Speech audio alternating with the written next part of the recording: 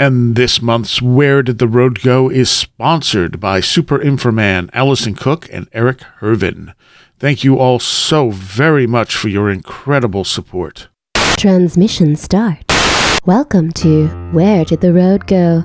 Join us as we wander off the path and explore lost history, consciousness, the paranormal, unexplained mysteries, alternative thought, and much more.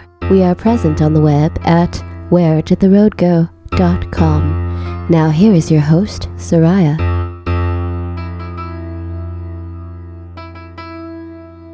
Welcome to this edition of Where'd the Road Go? Tonight, from the other side of the planet, I am talking to Louise Hamill. And where are you based out of? In Perth, currently. Okay. And you were just telling me you're an artist as well. That's right. So I primarily make paintings. I do some sculpture as well, but it's mostly intuitive kind of paintings that I do. They're very detailed naturescapes. I kind of feel like I'm channeling a bit when I'm doing my work. And I also do a lot of drawing as well. So yeah. Nice. And you've had a life, I believe you called it a lifelong relationship with the paranormal? Yes. I had an experience that I wasn't even walking yet. And I only know it because my mum told me the story growing up. And I didn't think of it as a paranormal story for a long time until other things happened in my life that made me reframe that experience. And the older I get and the more that I learn about this stuff, I think, oh, that was super strange. I don't think there's a logical explanation for what happened because it was a situation where I probably should have died. Oh. Yeah. So what happened? Okay, so I would have been no older than a year old. I wasn't walking yet. I was crawling. And at the time, so myself and my family were actually from New Zealand. We were living in Auckland. And Mum put me down for a sleep. And they lived in a 2-story house. So Mum put me down in the cot for my little nap, went downstairs and started doing the dishes. She looked out the window and I was sitting in the middle of the back lawn and she said I was just white as a sheet. And then I just started crawling towards her to the back door of the kitchen. She framed it like I had climbed up and had fallen off the balcony, which, look, that is possible.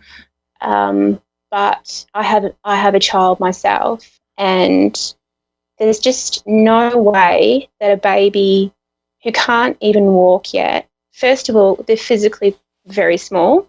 Right.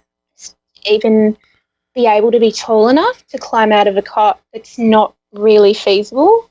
And also there isn't the strength there. If they're not able to walk, they're probably not, unless they're almost walking, they're not going to be able to pull themselves up all that much. So in her mind, I climbed up out of the cot, got out of the room, and then somehow climbed out. I don't know if it was a window or a balcony, and then fell a story and landed sitting upright and was completely uninjured. Yeah, that seems slightly unlikely. I know. It's weird, isn't it? Huh. So then I thought, now I'll have to share some other stories to put things into a bit more perspective. But, I mean, in my mind, it's one of three things. Either I did do that, I fell, or it was possibly like an abduction scenario. Or it was something to do with the Fae. Or you teleported. Yeah. Yes. And I have had a very strong connection with nature since I can remember. And there's some stories relevant to sort of nature spirits that I can share as well. Okay. All right. Yes. So that's a pretty weird one. So Yes. Well, and it makes me think of, the missing 411 stuff when kids are found in places they just couldn't have gotten to. So maybe you were very lucky in that respect, just ending up on the back lawn. yeah. Yeah. And then a part of me in a joking way thinks, like, am I a changeling? Because I'm a very slight person, but I have a really rapacious appetite a lot of the time. So, like, I have a super high metabolism, and I run really hot. I have quite a different personality to the rest of my family. A lot of those telltale signs, but I doubt that that's what's going on. But yeah, definitely a weird moment to mark the beginning of my life, basically. Yeah, no kidding. I mean, what do you think? Do you think that sounds... That's weird. That's very weird. I mean, because obviously you didn't come downstairs and go outside. And if you fell from the second story, it'd be near impossible for you not to get hurt. And to not even cry. Yeah. I mean, sure, babies are a little more flexible, but I mean, I'm pretty sure most babies falling from the second story are not just going to be fine. No. So, and also it was within a very short period of time. She literally put me down into the cot, walked downstairs. It wouldn't have been more than a couple of minutes, if that. Yeah. Wow. So that was my first story. And I'll always have questions about that, obviously. Yeah. So, I think I've always felt that there is this presence beside me in my life, which is a very supportive presence. Mm-hmm. And that's kind of become clear to me as I've gotten older. So that's been nice as well. But probably the next weird thing that happened was when I think I was about 6 or 7. We lived in Manila at this point in the Philippines. Oh. Yeah, so my dad ran a company. He basically got sent to different countries and managed this these outposts. So we lived in Papua New Guinea, and then we lived in the Philippines after that, and then we moved to Australia. Wow. So that's some interesting culture differences there. Mm-hmm. Very much so. I found it quite difficult when we first moved to Australia. I found it to be a massive culture shock. Really?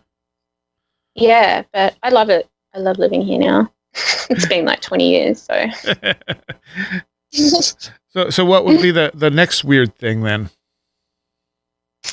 Okay, so for several years following, I believed that this was a dream, but I don't think that it's a dream anymore. It was a very waking life-like experience, but it was just so surreal and outside, the normal paradigm.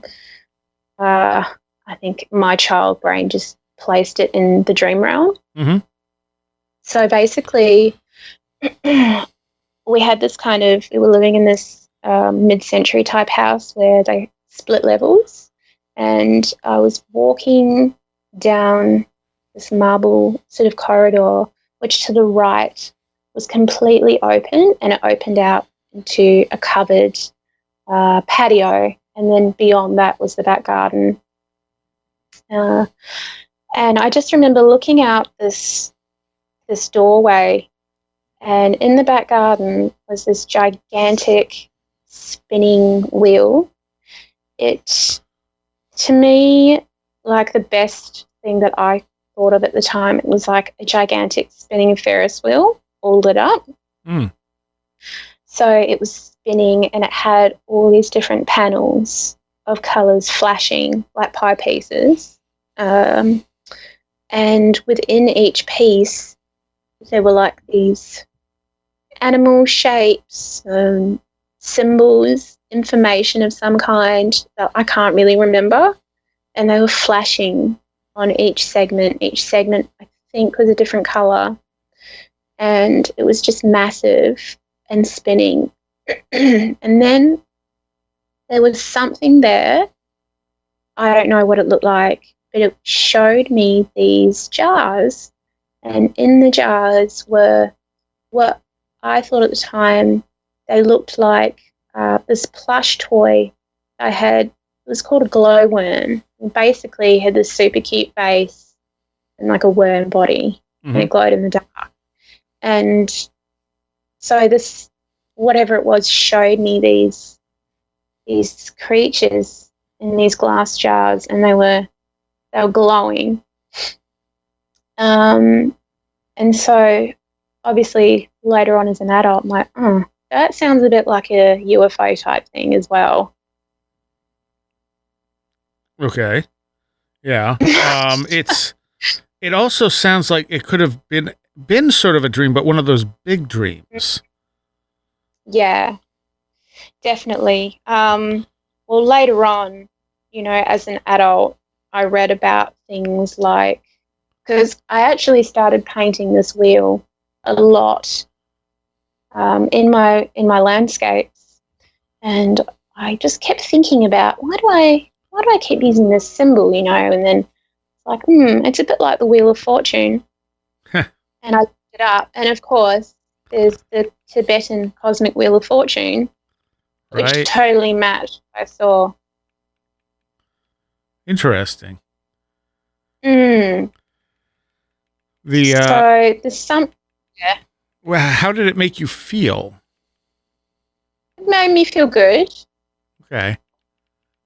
It was just like, but the reason why I feel like it wasn't necessarily a dream, I mean, it could have been an out-of-body experience. Yeah, it could have been a dream, but it was the sensation of light flashing on your body and it bouncing off you, like when you're lit up by car lights or something. Right. There was that kind of experience, that sensation. But just the idea of this Wheel of Fortune, I don't know if it's like an image of the self, or it's like a picture of humanity. Does that make sense? Yeah, I also think it could be just a symbol of balance too. Mm-hmm. Because I mean, the wheel goes up and down. It's kind of always in balance, and everything's always changing. Mm. Yeah, it was just, to me, it was like a completed thing. It wasn't like something that was needing work to be done on, or it was things, or there was any kind of fluctuating happening. It was showing me what it was, and it had these segments. So it looked like pie pieces, like a cake that's, in 8 or 12 segments. Yeah. And each segment had its own information embedded in it. And you've painted this again and again? I haven't, well, not in detail. I've just painted simplified versions of it, just as part of, say, a forest scene. I like to paint auras and balls of energy around trees, forests, mushrooms, that kind of thing. Cool. So I've included those little wheels of fortune at times, but they're just in colour. I don't put details in them because I actually can't even remember beyond the fact that there were animals. Right. Do you have any of this artwork up online? I do. So I have my Instagram, which is at Louise_Hamill_.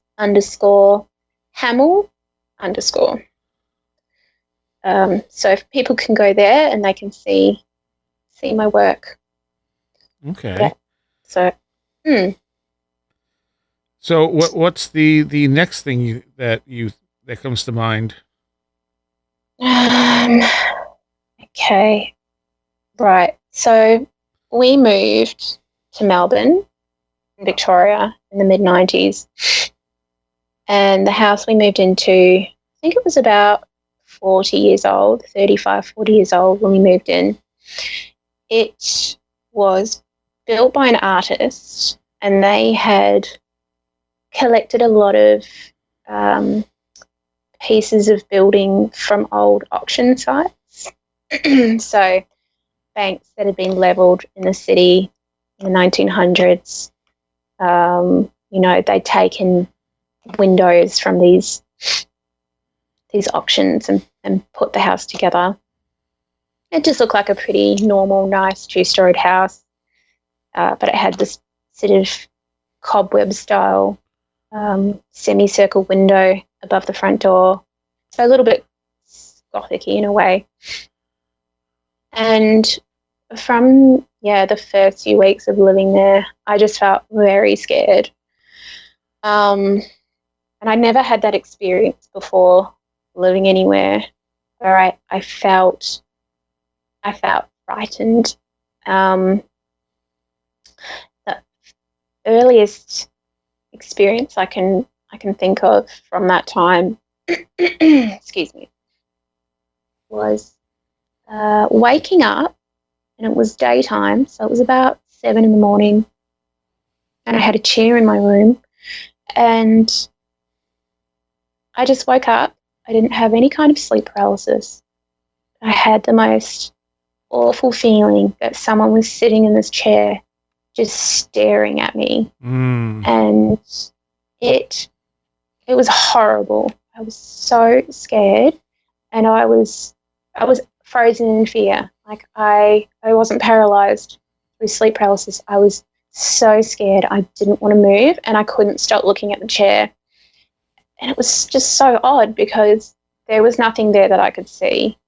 But whatever it was, that presence was so strong, it woke me up, and I felt like it was just boring a hole through me, staring at me.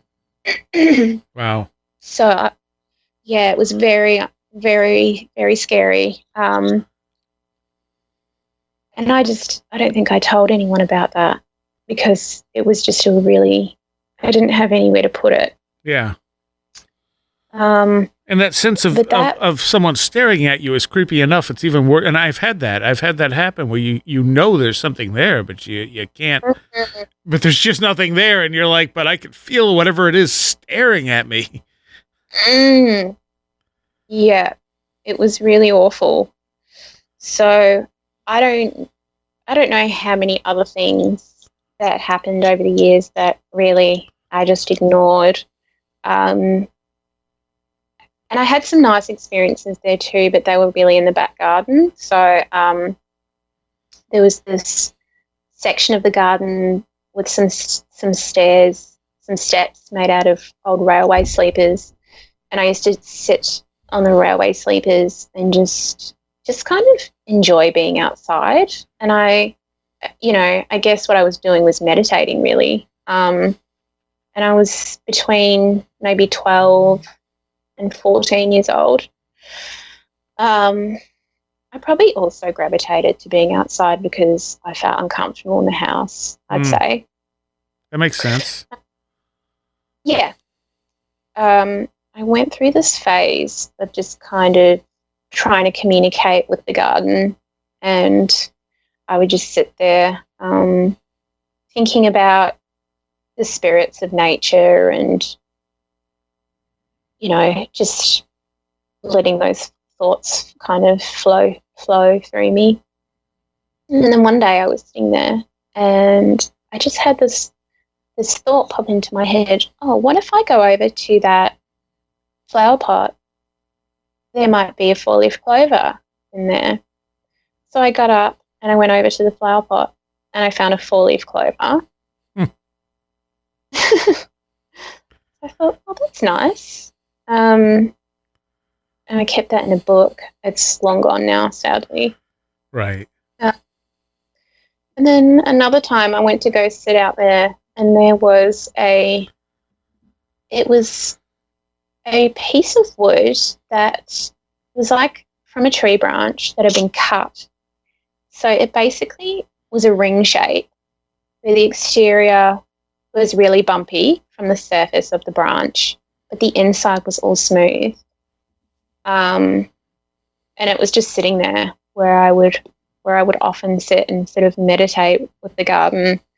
And I always felt like that was kind of weird as well. But, you know, these things can be explained away. But to me, they felt like little gifts or something. Right. Yeah. I mean, yeah, that's the thing. It's what does it mean to you? Mm. Yeah. I mean, someone could sit there and say, well, that's nothing, but it was something to you, no matter what the actual, the actual reason behind it was. Mm. I mean, what are the odds of finding a four-leaf clover anyway? Like having that little thought and then going over and finding one. Exactly. I've never found one since. Yeah, I mean, that to me, I would interpret that as a good omen, not just because the four-leaf clover is lucky, but because, you know, I would have been directed to it, so. Yes. This is all pre-internet, so you kind of just have these little experiences. I didn't know anything about synchronicities or anything like that until sort of in the last few years, because it's only in the last 5 years where the internet is at a point where we just have all these networks and you can just look everything up and there's a wealth of knowledge there. Yeah. It just didn't exist for ages except in books, and you'd have to know what it was to even look for it in a book. Really? Right, exactly. Mm. I mean, I came across the concept of synchronicity because of Jung, but not because I was looking for it. Just I was reading Jung's stuff, and that was one of the things he wrote about, you know. But otherwise, I wouldn't have had any other way of coming across that for years. Yeah. So that in itself was kind of a synchronicity for you? Yeah, sort of. It's like this is the thing that I am experiencing. This is the term. Yes. Yeah, I can't remember when I first heard about it, but I just remember that story about how he was treating his patient and she had the dream about this golden scarab. Yeah. And then he heard tapping on the window and there was a golden scarab there. Like, that's just amazing. Yeah, exactly. Because they didn't grow, they didn't live in that climate. No, that's weird. I don't know if maybe, she even manifested that somehow. It's entirely possible, and it had a very profound effect on her. So no matter where it came from, it was the effect that Jung was so fascinated by, because it really had a very significant effect on her mental state in a good way. Yeah. I think that just says that there's so much more to the human psyche than, Oh yeah. flesh. There's so much more. There's so much more to reality too. Absolutely. Yeah. I've had a few interesting experiences since I've started getting acupuncture. I think I told you in my email I have endometriosis. Yeah. But we can get to that. Okay. If you like, I can keep telling you things chronologically. Yeah, let's keep going chronologically. Okay. So when I was about 16, I started to have dreams that would come true, basically. It didn't happen very often, but it happened enough for me to be freaked out by it. And 2001, so that was when 9/11 happened.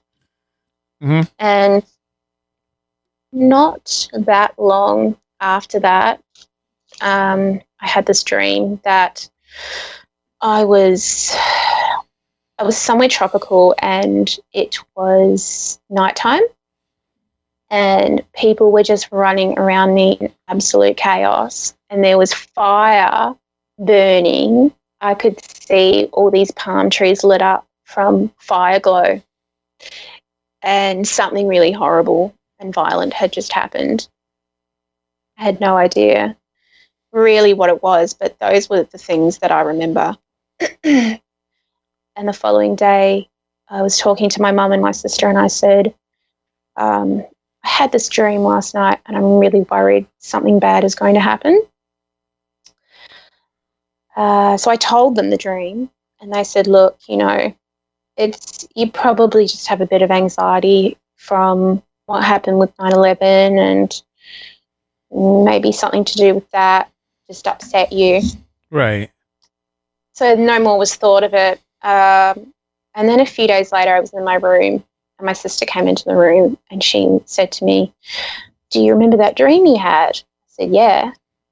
She said, there's just been bombing on Kuta Beach in Bali, which is a very popular spot with kind of backpackers and people in their early 20s, basically, to go party in Bali. And there'd been a terrorist bombing there, and I don't know, it was just very strange. Right.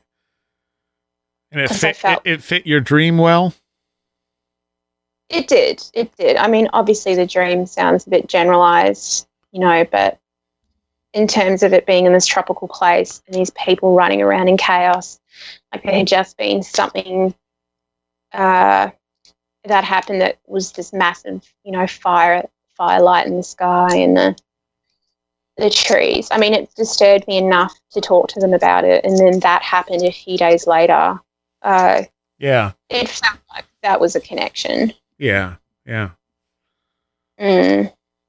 Okay. Yeah. What other? Did you have any other standout dreams that came true? Not that I can think of, but I did have a couple of weird experiences with like a guide, in that I was having some other things happening that weren't great. I can't really remember, but I had this one dream with a group of people that came to me, and they were it's going to sound a bit woo, I guess. It's all right. Yeah. There were several of them, and they all had these kind of monk-like robes on. Mm-hmm.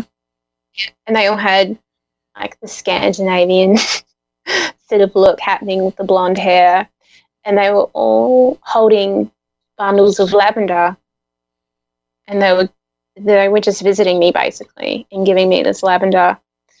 I always felt really supported by that dream. It just stood out to me for some reason. Yeah. And I've had dreams like that of robed figures. I had the one I had where the robed figure handed me 6 books that had the answers to everything in it.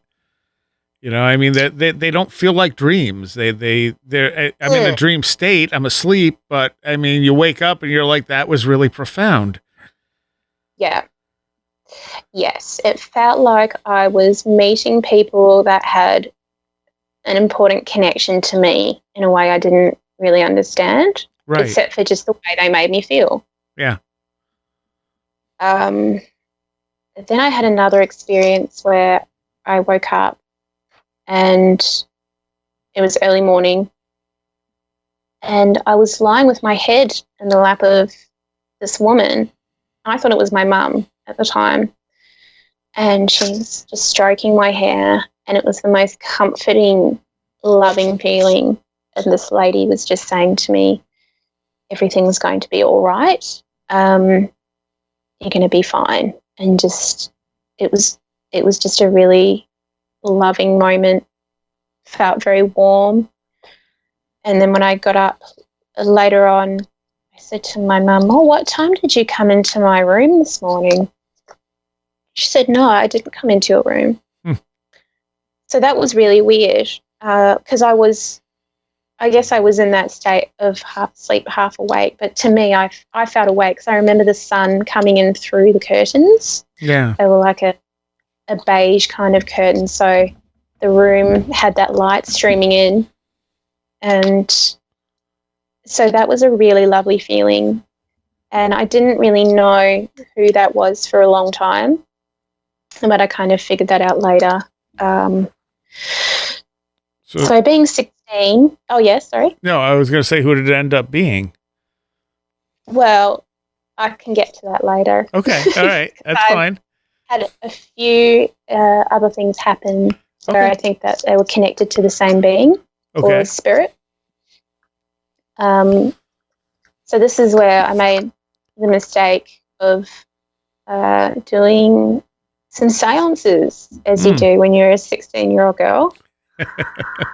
It's just what you do. I don't know.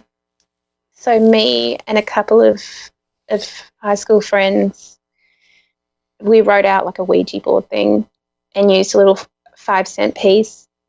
Nothing was really happening. And then my friend said, okay, it's your turn, Louise. So I started asking questions, and then sure enough, the coin starts to move. It was very weak. It wasn't a strong type of movement, but it was enough, to go to letters and things like that. Yeah. And then we were distracted by some other girls, that's right. So I was at like a school camp. And then we started again, and it started moving to, I think we asked whether it was good or bad. And it started moving to no, which we perceived as bad. And then it went back to the centre. We asked it another question, and it started going to 6, and then came back and went to 6 a second time. And then we just got very nervous at that point and stopped doing it. It sounds like something out of a movie. It's ridiculous. Yeah.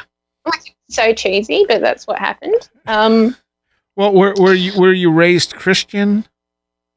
No. So for whatever reason, I'm the only child in my family that was not baptized. Oh. My mum, she was raised Presbyterian, dad Catholic, and my sisters were baptized Catholic. They're all lapsed. But by the time I was born, they just didn't bother for some reason. Which is a little part of me is like, why couldn't you have just covered all bases and just baptized me to be on the safe side, Yeah. So. Because, I mean, the 666 number doesn't really mean anything per se. I mean, it does culturally now, but when you really look at it, the number was 616. It's been mistranslated. So it's kind of like this cultural thing that has kind of come up to the 666 thing as being like evil. Mm-hmm. Yeah, I mean, look, there were 3 of us there, and we went to an Anglican school, so there's all that dogma around you anyway. So many people associate 666 with evil that it would have been in our brains. Yep, absolutely. And if something was trying to scare you, it would have used that as well. Yeah, that's right. And look, you could say it was one of us doing it without realising, but after that experience, I started to have some pretty freaky stuff happen at my home. Basically, within the week, I had this dream that the front door of our house blew open, and all this like tornado of dead leaves was just spinning around the house, and it was just this really ominous feeling, like something had entered the home. I don't know whether this was like an extra thing or if it just stirred up what was already there that I'd always felt very scared of in that house. Basically, I started to have experiences where something was oppressing me, and it started with, I would hear, my name being called, my mum calling my name, but she had never done so. We lived in a 2-storied house, and it had like an open, it was kind of like a stairway with a mezzanine, and then the staircase wraps around Does that make sense? And then the downstairs is all open. Yeah. And then you have rooms. So I would often hear someone calling me from the bottom of the stairs, and I would go out onto the landing and no one would be there. Little weird things like that. And then I started to have this feeling of someone walking behind me, but basically almost with their head on my shoulder, like, and they were as well. They were taller than me, and it was just this constant feeling. And okay, so then I started to have experiences where I would wake up in the night, 2 a.m, whatever, go to the bathroom, and I would come back and all the drawers had been pulled out of my bureau. Yeah. And there would just be this charge in the air that was almost like something violent had happened. You know, that tenseness that you feel in the air when it's like something's about to happen or has happened. It was like that. You could feel it. I woke up a couple of times. Oh, this was creepy. I woke up once sitting up in my bed, and I had been talking to someone and my eyes were open. But I just came to and realised that I stopped talking mid-sentence and I have no idea who I was talking to. Yeah. Another time I woke up and this is all in darkness. There was a figure standing in the corner of the room, not that big. Couldn't discern it. It was just a silhouette. And it's just strange because it was a shadow in a dark room, like with no lights on, but I could still see this figure. And as soon as it realised that I could see it, it disappeared. So, yeah, that was another weird thing. Yeah, that can be unnerving. Yeah, it was like, oh, she can see me. Better go. Then probably the creepiest thing that happened. Now that was very scary, and I had a couple of instances in that house where I woke up and something was standing at the end of my bed. And the first few times that happened, I would just shriek, and then I would go straight back to sleep. And then it had happened several times, and then I realized, oh, this has happened like 5 times. It was so kind of blasé about it. I would just see this figure, sit up, shriek, and then go back to sleep. And then it had happened to the point where I was having broken sleep. I was so tired. Yeah. And I said to my mum, sorry, I'm jumping around a bit. This was later on. That's all right. Yeah, I was in my early 20s in this instance. And I said to my mum, oh, this spirit keeps coming to me in the night. It's so annoying. And it stopped doing it. And then I rearranged my room. And that night I woke up and it was right next to my face. Like it was right very close to me to the point where I could see hair. Oh. Now would this have been in the same location in the room, just that you moved stuff, or? So no, the bed went from being in the middle of the room to being turned so one side was against the wall and the other side wasn't. Oh, okay. And so whatever this spirit was, I think it was a young girl, like a young teenager. Mm-hmm. She was over right by the side of the bed, like leaning down or crouched next to the bed. So I could see her silhouette and I could see like hair fibers, single strands of hair. And I freaked out. I was screaming. I think I called my mum from my mobile because I was just so petrified. Turned all the lights on and she came in and consoled me. And then the following day I'd been out and I came home and she said, I told that ghost to leave you alone. Mum went in there and yelled at this spirit, leave my daughter alone. That's enough, you know. And I didn't have an issue after that. Interesting. Yeah. Back to that situation when I was a teenager. It was mostly the feeling of something standing almost attached to me constantly and just very malevolent. That was probably the worst part, was just this attachment. And one morning I was sitting in bed and I had the door open. So from the doorway where I was sitting in bed, you can see people walking past backwards and forwards. That's the only way you can walk, because on the other side of that walkway is that void. It's a landing. So people can't walk around without seeing them.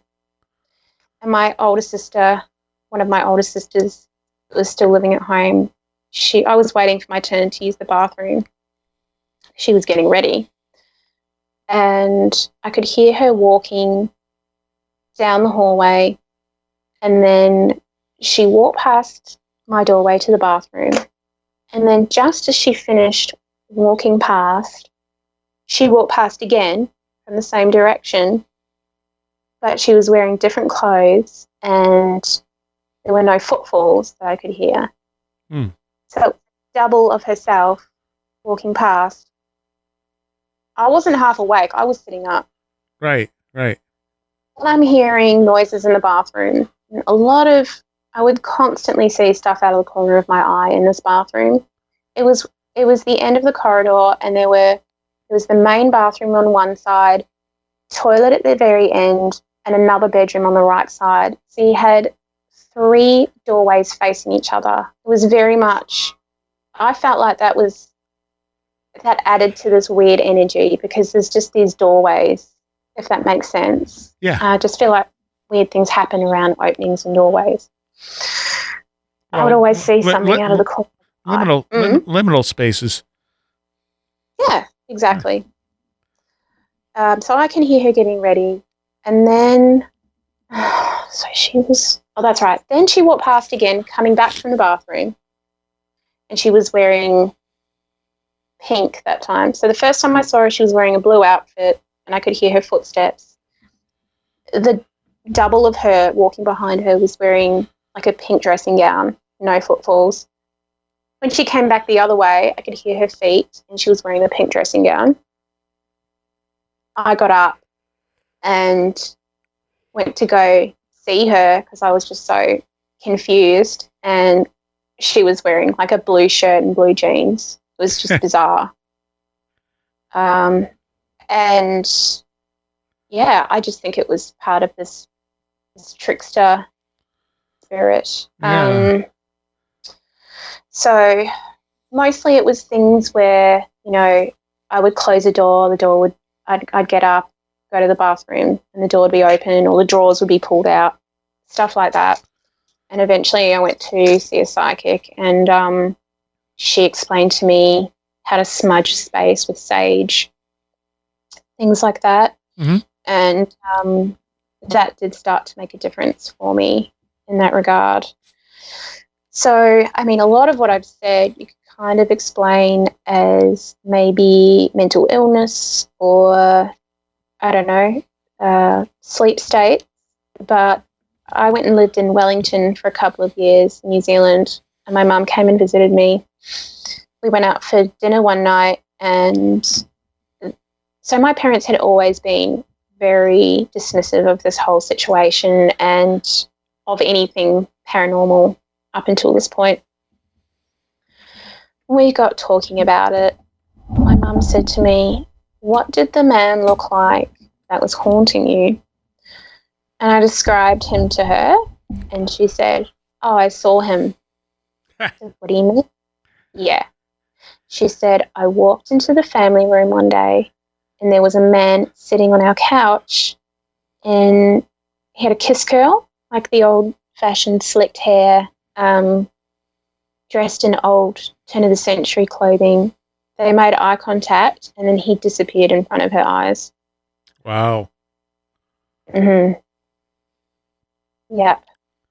So for me, I felt very relieved, because when you're being oppressed by a spirit, it's very, I mean, you're on edge. You're feeling a lot of anxiety a lot of the time.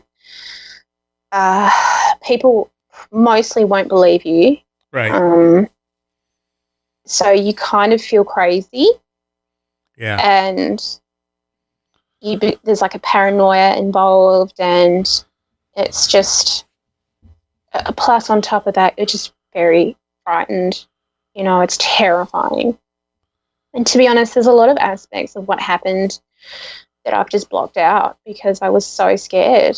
It was not a good time in my life. Like, I ended up, I had a very bad time at school, and I ended up like taking a whole lot of prescription medication. Like, it was just a very dark time. And, whether I was already in that headspace and it brought on this dark side of whatever all of this is, or whether this sort of spirit came through and oppressed me, I don't know. Well, there's a few things that could have been going on. I mean, first of all, the fact that you were having problems is generally what brings on poltergeist activity, because the energy itself is unconscious PK.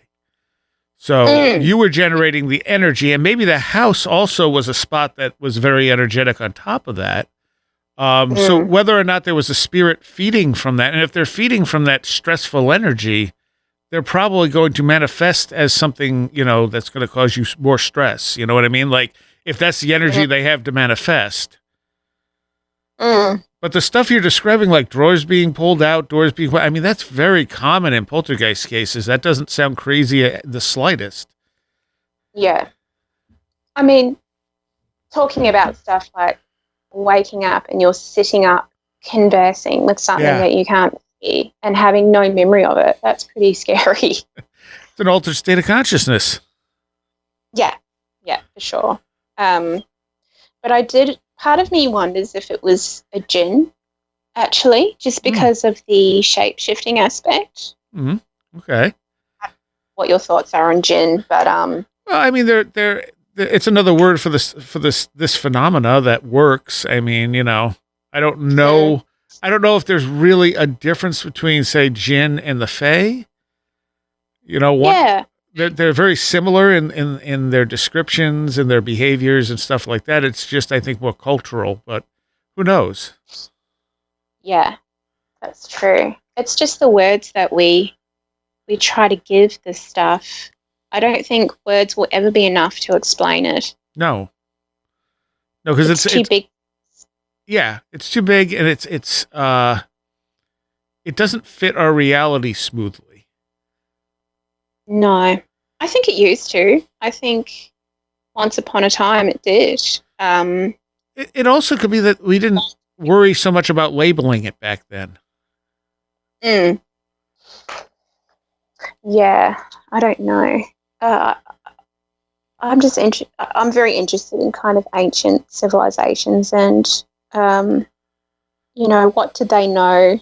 Yeah. And what did they harness just by accepting it? But we don't now. I think there's so much unused potential around being human.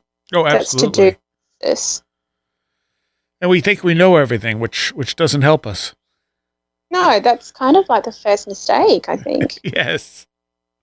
You're cutting your nose off to spite your face. You're not going to get anywhere with that mindset. Like, I was thinking about this the other day, that whatever this is, I believe it's conscious, and it's highly likely. In fact, I'm sure it's way more intelligent than we are.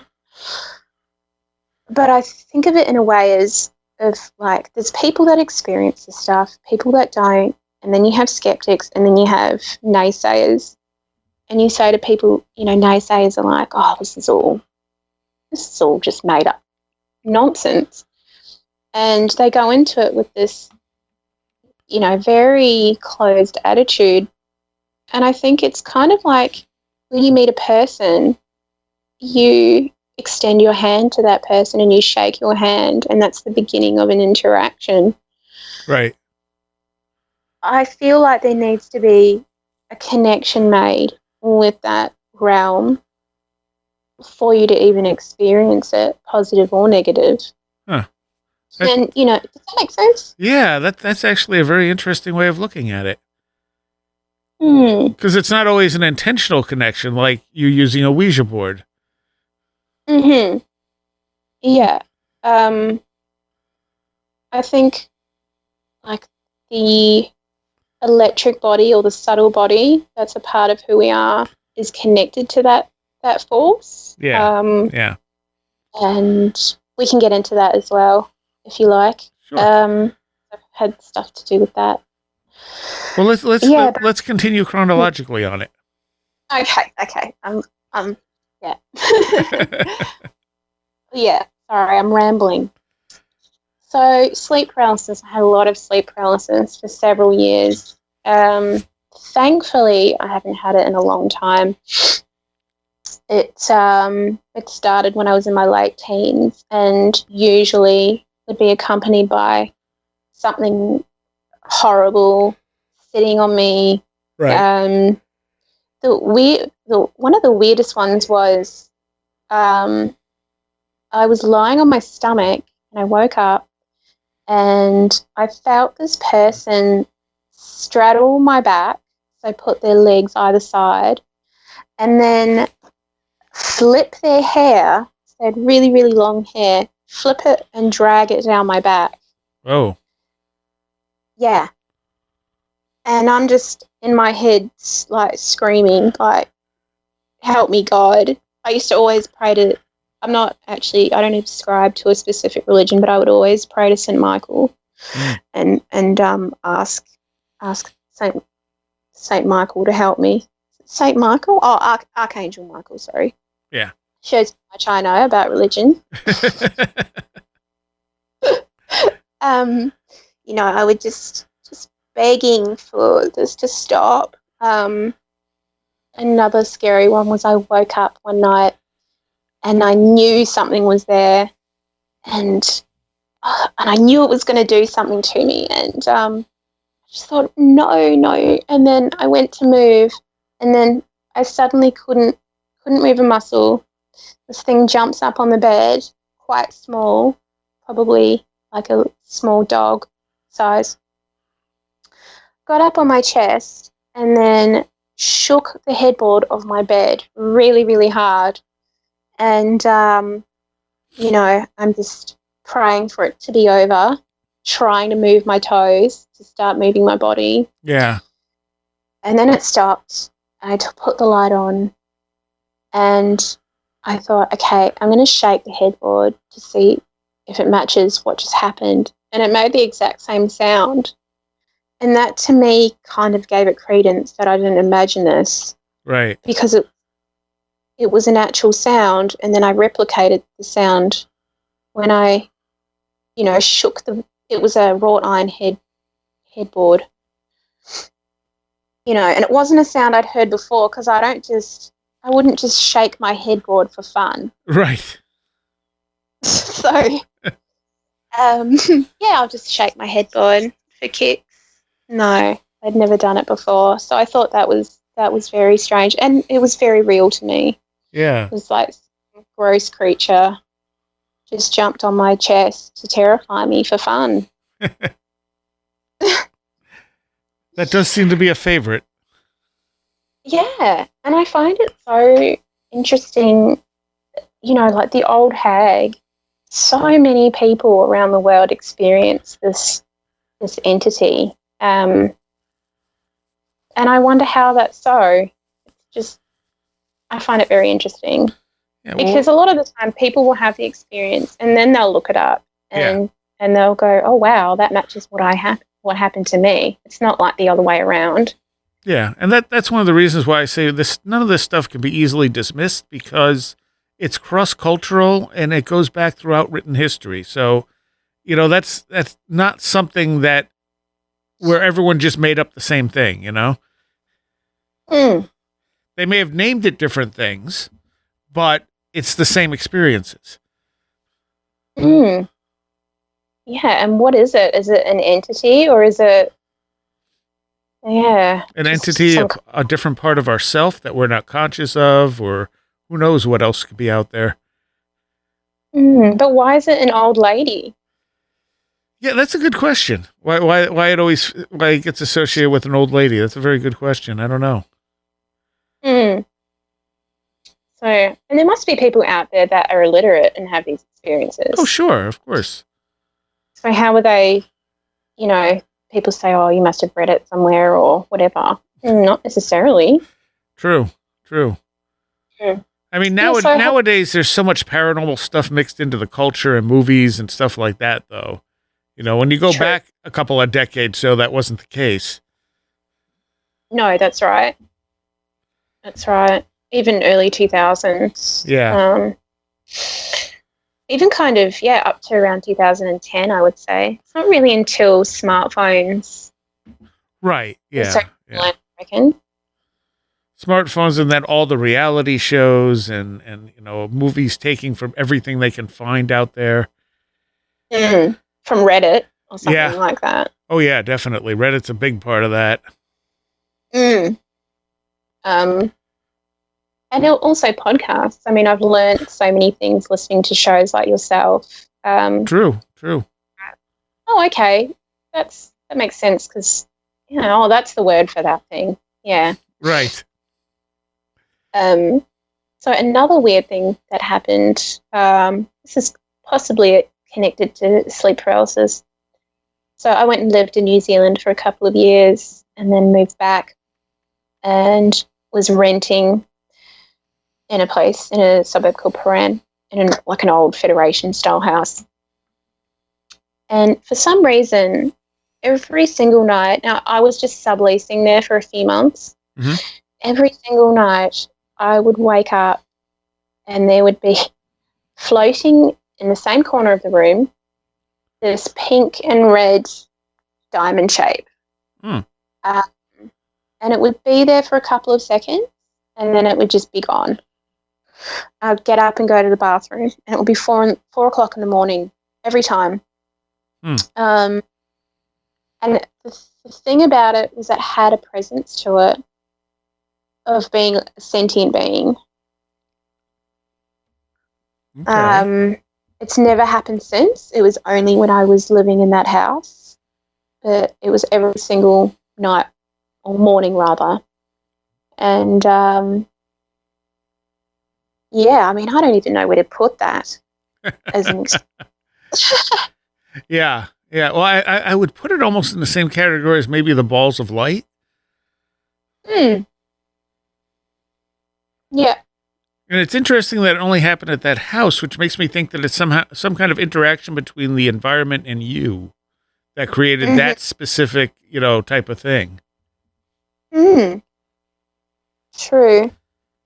It was quite big as well. It was about probably a meter across. Wow. At the section. And it kind of looked like, when you look into a light or bright colours and then you close your eyes. Yeah. It was sort of like that. But there were no light sources in my room that were diamond-shaped or anything. Yeah. That, but just it had this presence to it. I felt like I was being observed by this thing. Did it seem hostile or just just kind of like it was just there? Yeah, it was. It didn't feel friendly, but it didn't feel super evil or anything like that. It was neutral, but not warm. Okay. All right. Yeah. So almost analytic, like it was just studying you. Yes. Okay. Yeah. Yeah. I'd love to know if other people have ever seen anything like this. That's the first time I've heard of a diamond. Yeah, that's interesting. That's pretty big, too.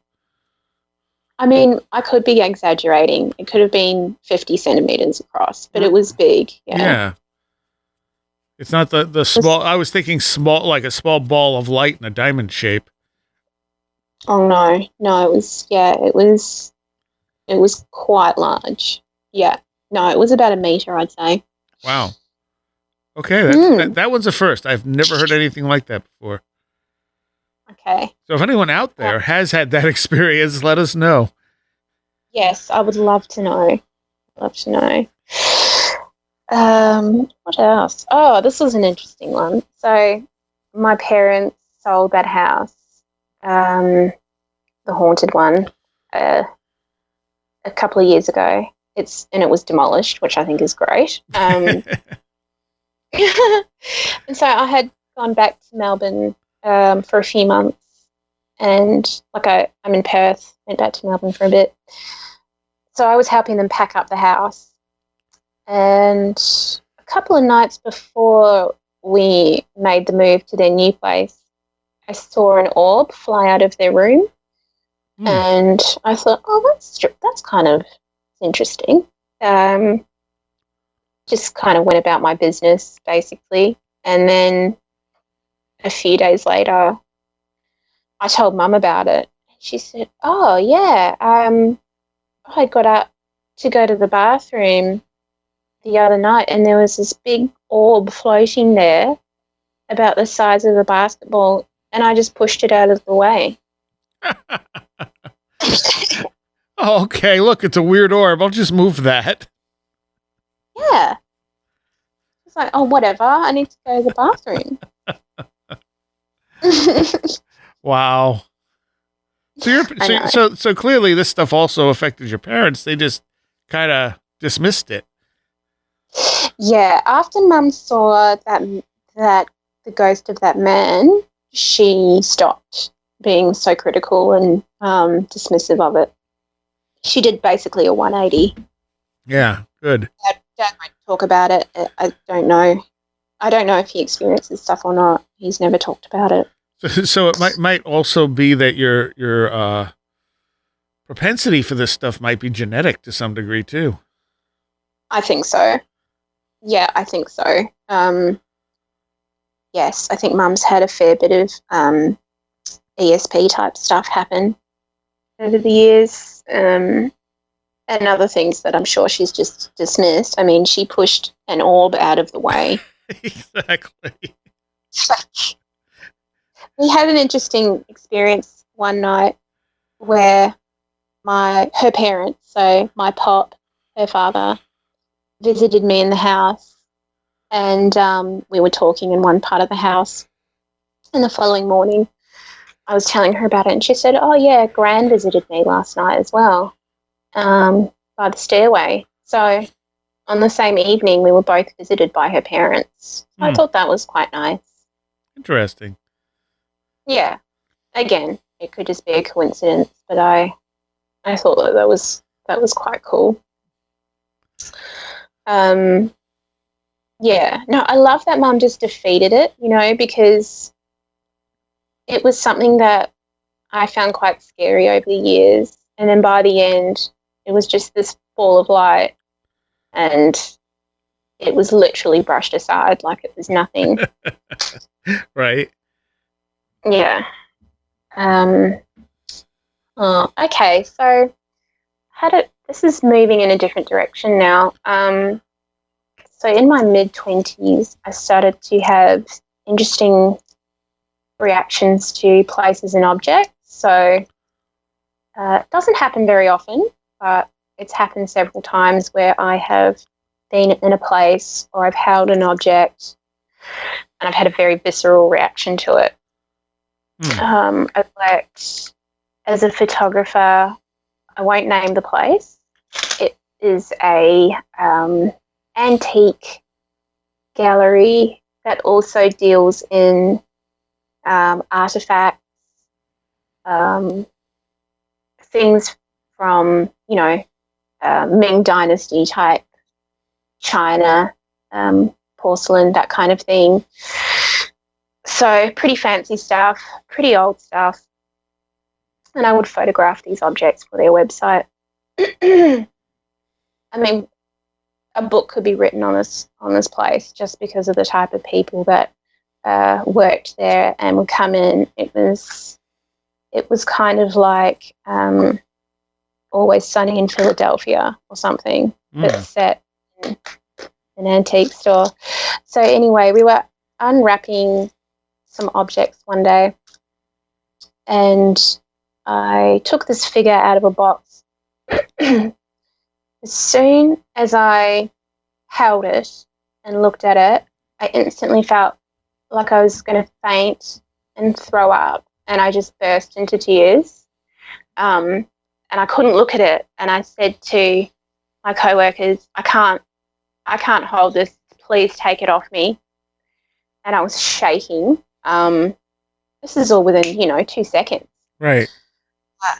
And these are both men in their 50s and 60s who'd worked in this industry for decades, and they didn't bat an eyelid. My boss said to me, it's okay.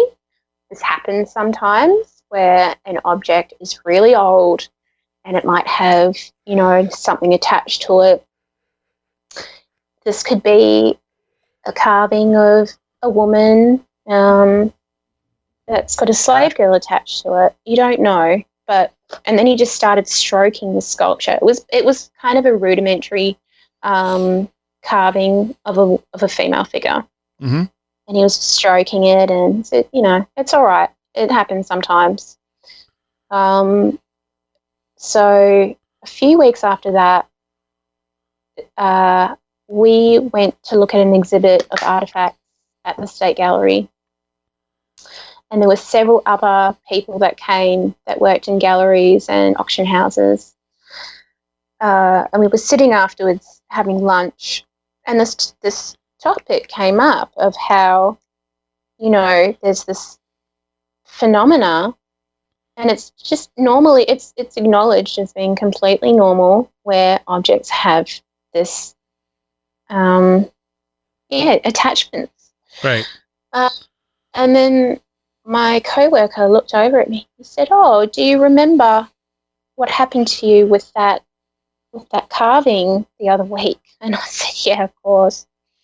He said, "Well, we found out that was a carving of an effigy, and it had been worshipped in a temple by thousands of people over however many long years.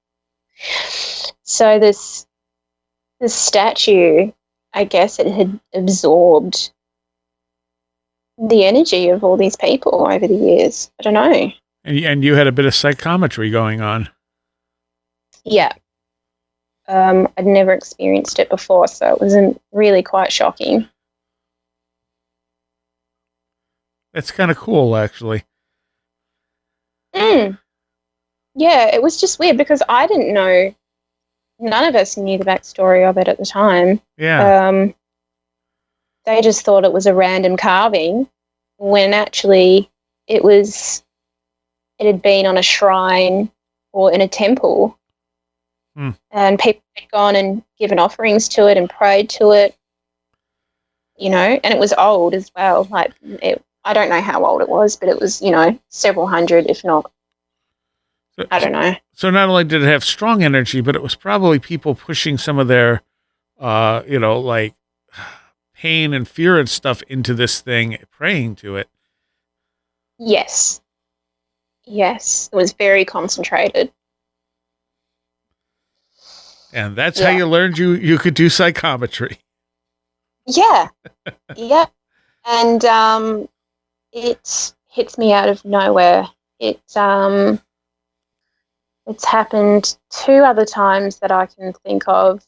One time was over here in Perth. I went to an exhibit of Aboriginal bark painting, and I got to the doorway of one room, and I said to the friend I was with, I can't go in here. And again, I felt like I was about to fall over, and I had to go sit down. And they went in there, and it turned out that there was some sacred drawings in there. So I really felt that very, very strongly. So it's the same type of thing that you reacted to. Yes. Yeah. I have had another experience with it that was more person, like, it's hard to explain. And I'm also a little bit hesitant to tell it because it's such a notorious, famous figure talking about it. I don't know. Basically, I went to an exhibit of furniture, paintings, jewellery that had been in the possession of a very famous historical figure. Mm-hmm. And it spanned 3 or 4 rooms at the State Gallery in Victoria. And as I entered the second room of the space, I started to get just this feeling, and I knew it was something like what I'd felt before with the figure. Something was trying to get through, but it was more a person as opposed to just raw energy. Like something was trying to convey feelings. And so I said, okay, I'm not going to fight this, just flow through, that's okay. And it was basically like a feeling of grief. So I'm looking at these paintings, feeling these feelings, and I would describe it as like someone pouring water through your body. Like it's not your emotions. You can feel it coursing through you, but you're still there. It's very different from feeling my own feelings. That's Right. my best way of describing it. So I was feeling okay, and then I got to the last room, and one of the final exhibits was a display of jewellery. It's like several diamond necklaces, a tiara, and earrings, and you could stand in front of this display and be reflected in it, and it would look like you were wearing the jewellery. Oh. And do you get what I mean? Yeah, that's interesting. Yeah. And I just out of nowhere got this, all this information of this is, of rage and grief, and this needs to be in the dirt, should not be on public display at all. How dare they? Like the person, it was a woman, and she was just so beside herself and upset that people were doing this with her things. And again, like I almost fell over, and I just said to my mum, we have to get out of here. Like I was just really shook up by it. And it actually took me a couple of hours to feel okay afterwards. It was really intense and very sad. A part of me wanted to reach out to the gallery and find out if anyone else had had similar experiences or something, because it was pretty awful. I felt very sad for that person, that spirit. Yeah. So it seems like there's definitely you have some level of psychometry. I don't know how you're sure if that's psychometry though. I think you were probably just picking up the energy from all those things. Yeah, I mean that to me was maybe more like a channeling type thing. Yeah. Because it felt something flowing through me that wasn't me. It was this, it was someone there, and they didn't have any control over what was happening, and they were very upset that their personal effects were on display for people to gawp at. Fair enough. It's very how about. Okay. Yeah, I've had one other experience where I've had this sort of channeling. So this was a couple of years ago. There's a place here called Kings Park. It's like big botanical gardens, very beautiful. Has a lot of history as well, and it is a sacred site, which I'll get into. So one evening, me and a friend were driving around, and they wanted to drive through Kings Park. which was fine with me. Okay, let's do it.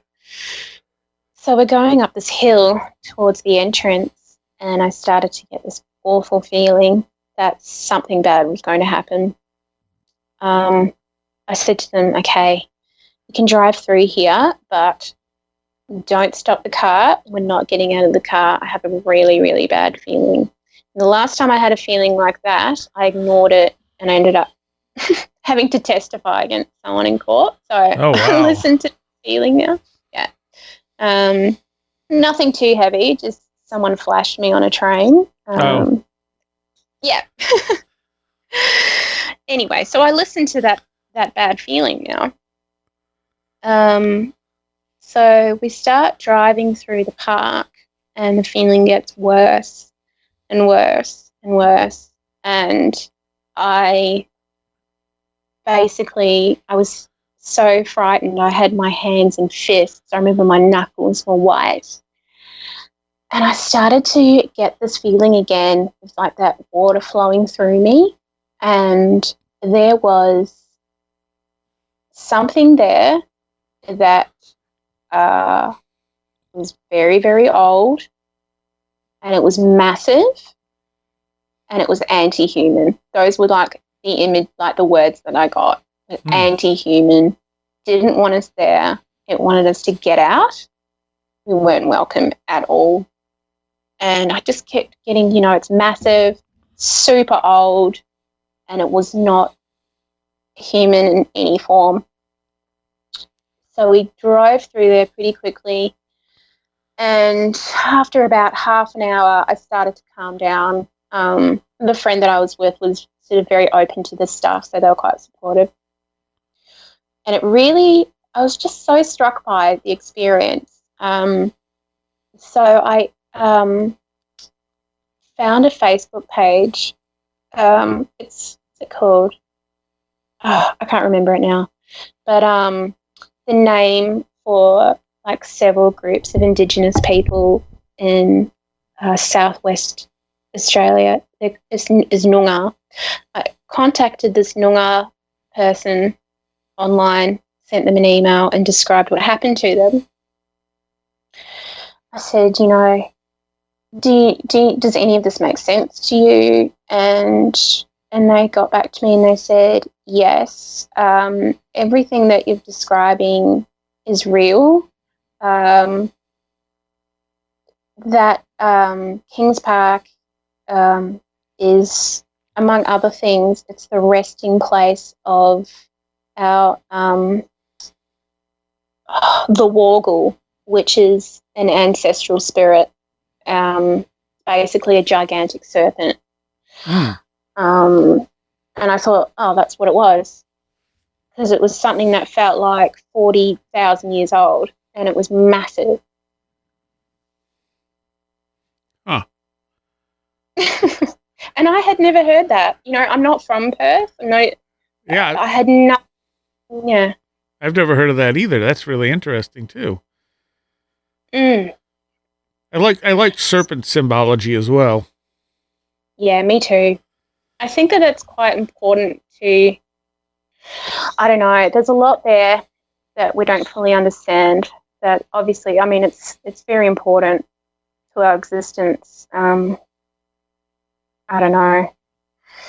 But yeah, that was very weird, because it sort of said to me, well, this is a real thing, this nature spirit, this gigantic nature spirit. Or, enough people believed it where they brought it into being. Right. Either way, it exists. Yeah. But nothing bad happened to you. You just got the feeling, right? Yeah, and actually I feel very grateful that happened. In the days following, I felt very, I felt very grateful. I thought it was very scary at the time, but it was just because of the sheer power of whatever this thing was. Yeah. So that was pretty amazing for me. So I definitely have quite an open mind when it comes to deities and ancestral spirits and things like that. Just because of things like that happening, and And then I've had no way of knowing anything about it until later. Yeah. Mm. Hmm. Yeah. Okay. I did have I had a strange dream recently where I was out of my body, and I was basically flying around inside this female deity. She was flying over paddocks and interacting with farmers, and she like had long red hair, and she really liked dogs for some reason. And she kind of she sort of got these dogs to run away with her from their owners. And the owners were really sad because their dogs had died, but they were actually in a better place because they were with this woman in spirit form. It was quite weird. And there were several other things that happened, and I woke up from that dream and I thought, oh, was that Athena? That was strange. I looked up Athena. No, it didn't match anything. And then I looked up Diana, the goddess Diana, and it matched like so many things about this goddess. I just thought it was the weirdest thing because she's kind of like she oversees farms and the farmers, and she loves dogs, and it was just really weird. Because she has the hounds or the hunt or something like that, doesn't she? Yeah. There was one interesting aspect to that dream where she was observing a woman or a girl, and she was very excited because she knew that the next time this girl incarnated, she'd be able to interact with her. And it was like she'd been watching this girl reincarnate, and some lifetimes they could interact with one another, and other lifetimes she wasn't allowed to. So I thought that was very weird and interesting. Yeah. Okay. Yeah.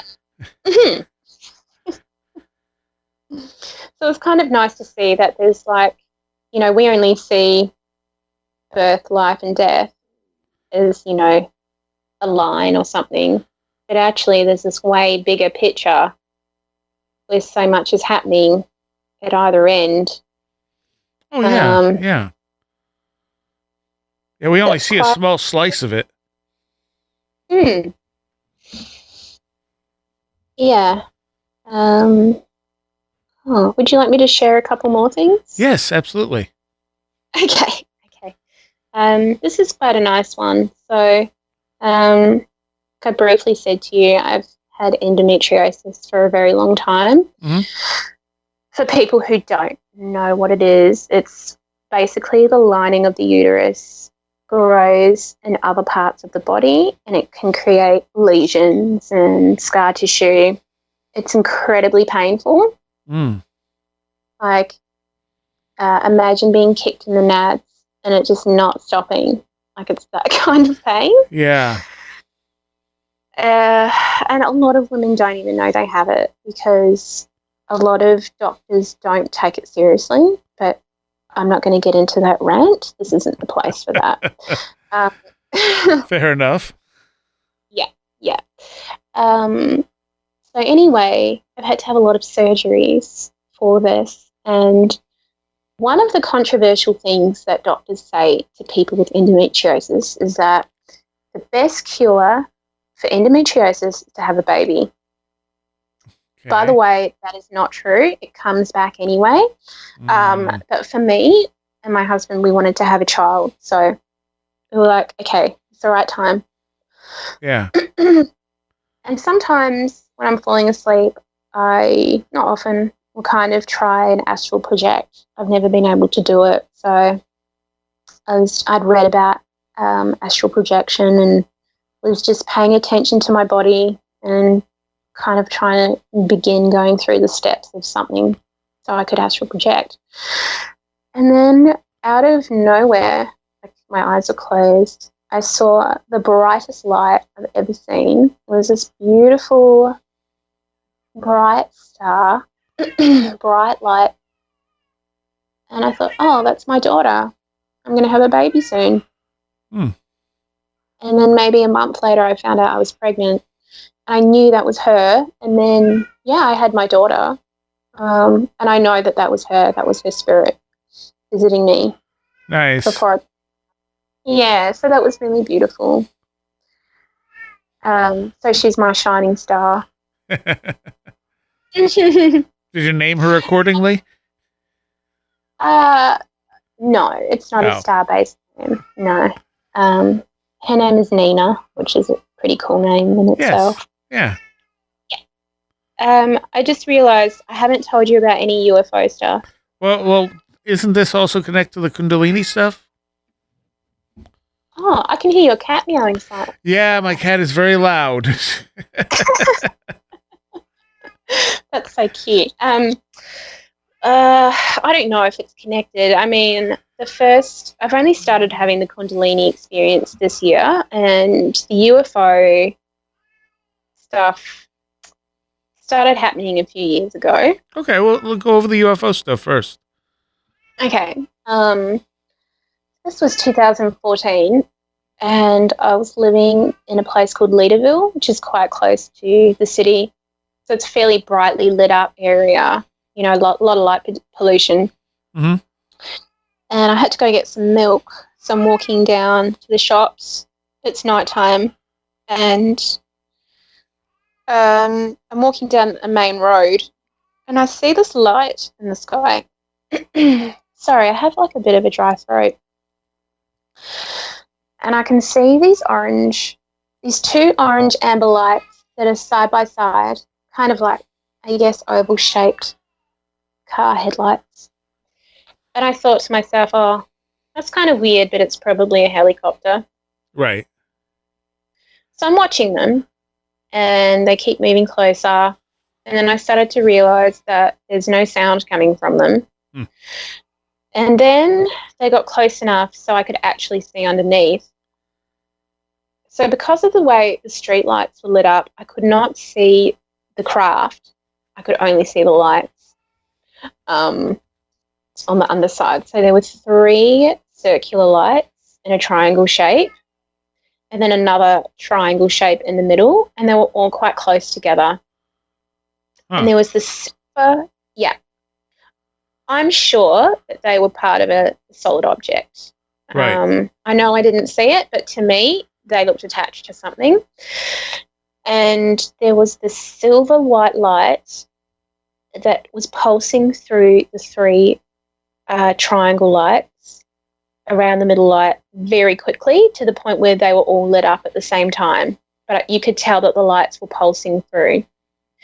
And it was very weird in that the light was of a quality I've never seen in a man-made object. I don't know how to explain it better than that. It was just a super clean, crisp, silver white light.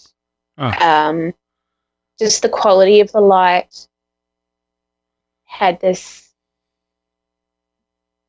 it was just very clean. Okay.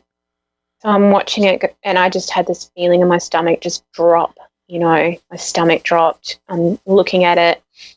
Also trying to quickly see if anyone else is around to grab them and say, can you see this? Right. There was a woman on the other side of the road. But it's all happening so fast, and I don't want to lose sight of this. So I'm staring at it, and then it just keeps moving very smoothly, totally silent. And then it disappeared over a tree line, and there was like this silver trail of sparkles that came out of the back of it, kind of like what sparklers look like fireworks. Yeah. And then it was just gone. And I just stood there for like 30 seconds in shock, and then I just went and bought the milk. And then when I got home, I was almost outside the house, and there was this massive red flash in the sky, and then a massive blue flash in the sky, and then that was it. Huh. And I mean, that I mean, like a lot of this stuff, it sounds directed at you. Yeah. Yeah. And a lot of UFO sightings do. I mean, they seem like they're just happenstance events, but they actually, I think, are more of a personal thing than just random chance. Which makes it so much weirder Yes. Oh, definitely. and disturbing. I don't know about disturbing. Okay, awesome. Spiritual. No, it is Spiritual versus like material, I think.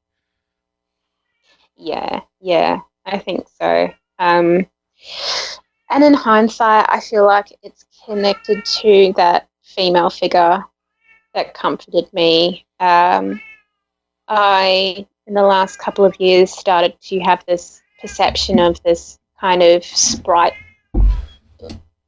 Sprite's not the right word. Very small thing kind of flying around my body, like a little figure with sort of stars, sparkle type things, and very effervescent, positive type of being. And I just thought, oh, that's interesting. Like, could be my imagination or it's something nice around me. That's cool. I always felt comforted by it anyway.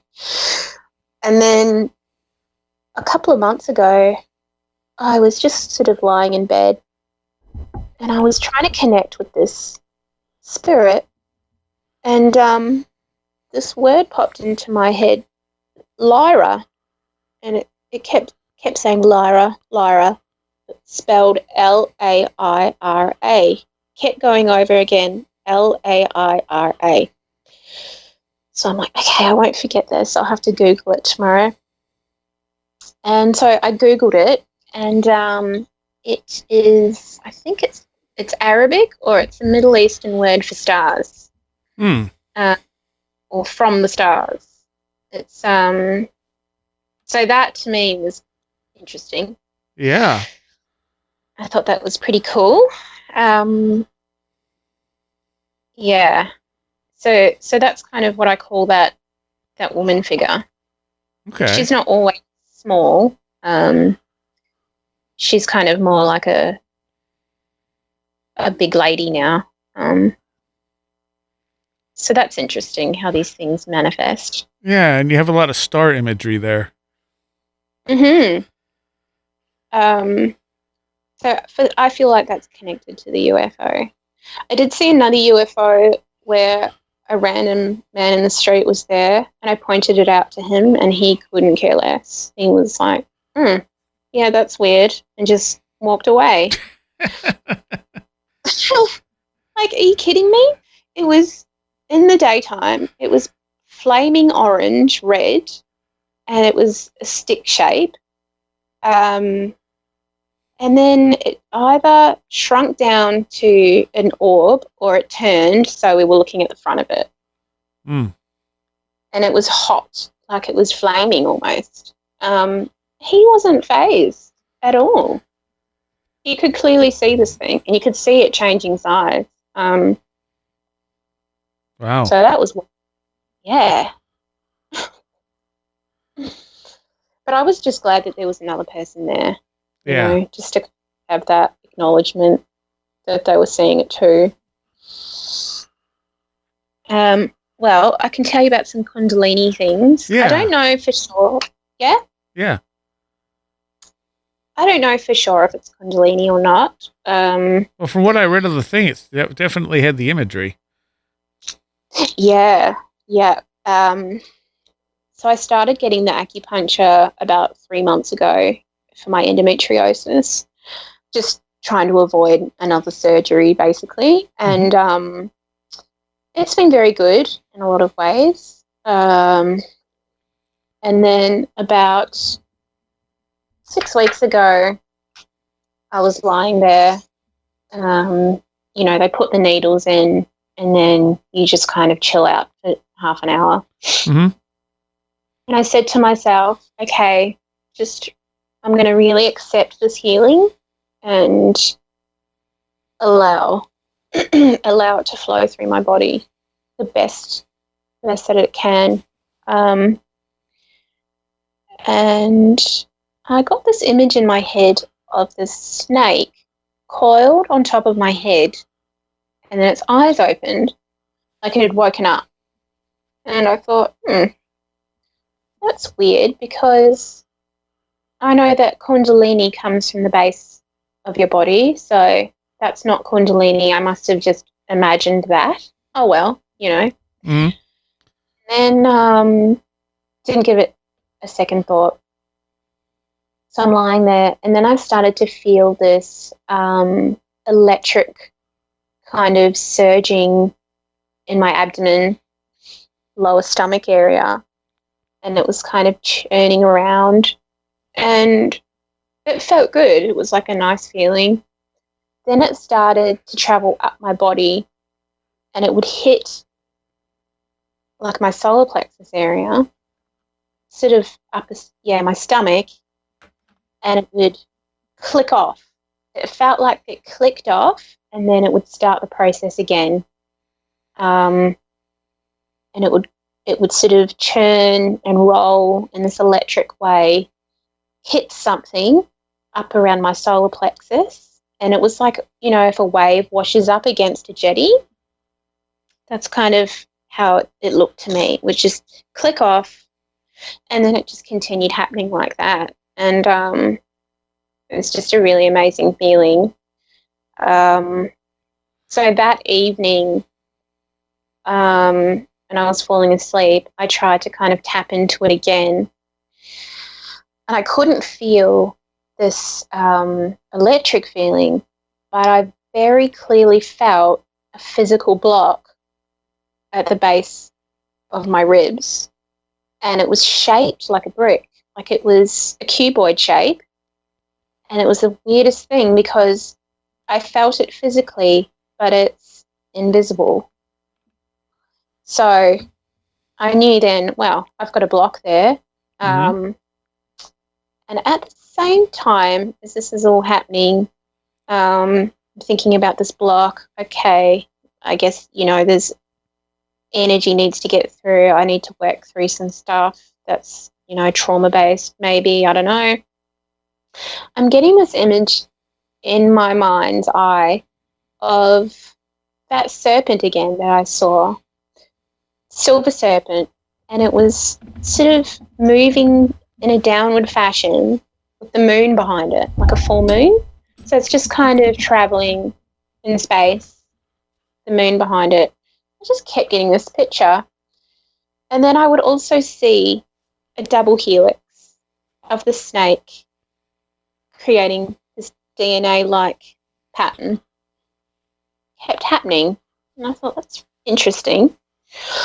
And I realised, okay, obviously there's a block chakra thing. I need to get a book on chakras and try and figure out how to unblock this literal blockage. Yeah. Because I want to get better.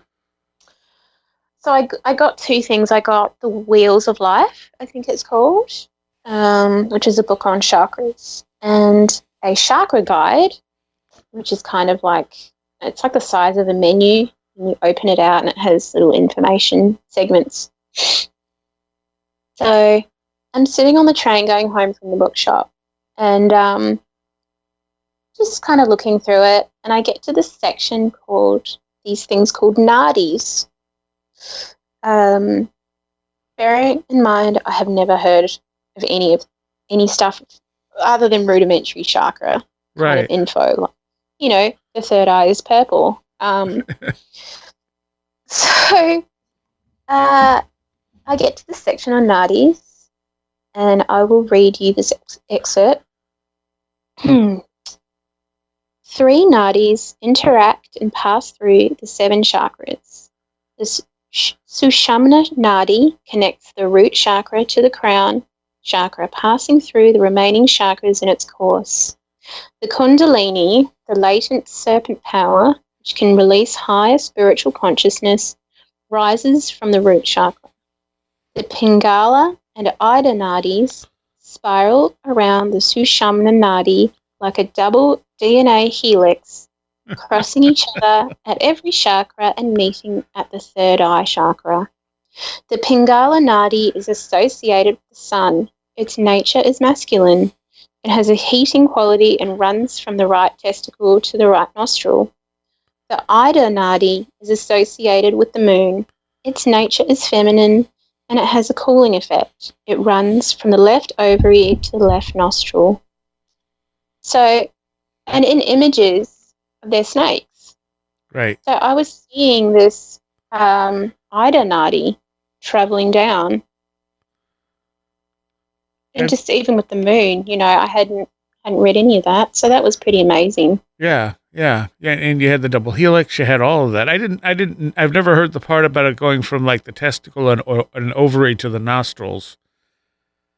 Yeah, it's super specific. And also a lot of my endometriosis is around the left ovary as well. Yeah, I mean, if you're getting acupuncture for it and you're then picking up a blockage, that might be causing the whole physical issue in the first place. You mean the block? The block might be causing, I don't know how to pronounce the endo, whatever it is. Yeah, it's too long. It's a long word. I'm sure I can mangle it if I tried, you know. That's all right. I know what you mean. But yeah, I mean, the block, whatever's causing the block might be manifesting as a physical illness. Yes, I think so. I think there was probably another block lower down, and maybe that experience was it being released to an extent. And so that surging was kind of released energy trying to travel further up. Yeah. I imagine. But so I was reading this to my husband when I got home, and we were just kind of amazed by that, you know, the synchronicity, if you want to call it that. Yeah, definitely. And then I started getting this other word in my head, Manipura, and it kept going again and again in my head, Manipura. Like, oh, that's another weird word. I'll have to Google that at some point. And then later on, I was looking at this guide again, and I got to the solar plexus chakra, and that is the name for it. Manipura is the solar plexus chakra. I knew it sounded familiar. I couldn't remember what it was. Yeah, and that's where my block is. So now you just got to figure out what the block is. Yeah. Well, I don't know. I don't know if I don't know if I'm ready for that. We'll see. Well, when Kundalini gets involved, it may decide when you're ready for that. Yeah, and look, I have had a couple of electric-y things happen that could be Kundalini based. I can feel electricity on my husband and my daughter. It's like it's kind of like a vibration type feeling, but a bit squeaky. It's kind of like the skin feels slightly electric. Yep. And if they're touching anything, like if he's on the computer or if she's standing, the other day I touched her cheek and I felt it really strongly, and then I looked down and she was standing on like the laptop battery pack. Sounds really dangerous, but it was okay. So, you know, really, I could really feel amplified electric fields. Yeah. Certainly around those two. And then I was on my phone one day and I literally felt electricity travel from my right forefinger. And I thought, it's going to go into the phone. And then it went into the phone, and then the screen started just going like the screen just got really chunky, and you know, it turned green for a while. It's gone back to normal now, but for a while I had a lot of issues with my phone that seemed to have just gone away again. So sometimes, like, I had cars, specific types of cars that my girlfriend at the time, who also had massive Kundalini, if she got upset, it would kill the car. And we'd bring it to a mechanic, and the mechanic couldn't find anything wrong with it. And a couple days later, it would just start again. So it's almost like the energy holds a charge for a bit in whatever, you know, it releases to, and then eventually it just kind of drains out and things start working again. Yeah, okay. Oh, I think that's what happened. Yeah. Because there's no real reason for it to have done it. And I felt this electric Yeah. line of Yeah, yeah. energy course finger. And it's a weird feeling. It is, because it doesn't hurt or anything. But it's not like when you have the sensation of, like if your hand falls asleep or your foot falls asleep and then the blood flow comes back. It's not like that. No, not at all. It's very different. I mean, it feels like a pulse, like a pulsation of things. Yeah, you're right. It does. It does. Do you ever hear about rushing in the ears? Like, is that a thing? Yes, that is definitely a thing. Oh, no. Yeah, I've been getting that. Rushing sounds are very common. Bells or any kind of ringing noises that sound like bells. I used to hear what sounded almost like tin cans rattling around. So there's a whole selection of noises that Kundalini awakenings can cause. Yeah, because I thought, it sounds like, a heartbeat, but I've never had it in my ear before. Right. And it just randomly started. So, okay, maybe it's that. You don't sound excited. I've got a life to live. I've got a child, I don't have time for Kundalini awakening. Yeah, it doesn't care, trust me. Yeah, look, if it's meant to be, it's meant to be. That's fine. And I think one thing that really struck me was how natural the electric stuff feels. And I was reading about the origin of chakras as far as information sharing goes, and how apparently the original bearers of this information were called, unfortunately, they were called Aryans, but they were from the Middle East, and they brought this information over to India, and they were described as having like glowing foreheads or something. Interesting. And okay, I forgot to tell you another story. So, well, before we get into that, though, the Aryan thing with India, they are not so that, if I remember right, that came about because the European people who took over India just assumed if the Indian people were talking about an advanced culture that came from the north, they must have been Aryans from, Scandinavia or Europe somewhere. Whereas in reality, there was no, that's why they were called the Aryans, but there was no real identity to who those people were. That was just an assumption made by the British colonists or whatever at the time. Of course. Yeah. Yeah. Okay. Yeah, I thought maybe they were from the Middle East or something, but... Well, they settled down in the Middle East. They came into India. Interesting. Yeah. So I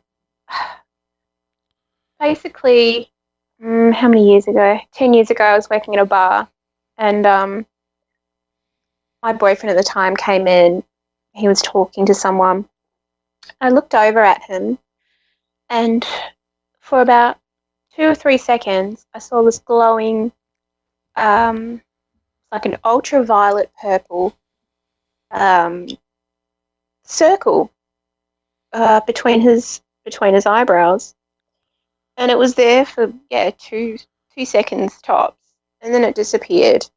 And I just remember looking at him and going in my head, that was really weird. And then I just put it out of my mind. I just acted like nothing happened. But I remember that this glowing dot, although it was bigger than a dot, it was like the size of a small coin. It had a symbol in the middle of it. At that time, I didn't know about chakras. I didn't know the names for them and things like that. And there was a place in the city that sold incense and things for ritual magic. Right. So I went in there and I asked the lady, I couldn't stop thinking about it because it was so bizarre. And I described to her what I saw. And she said, "Oh, you've just described the third eye chakra."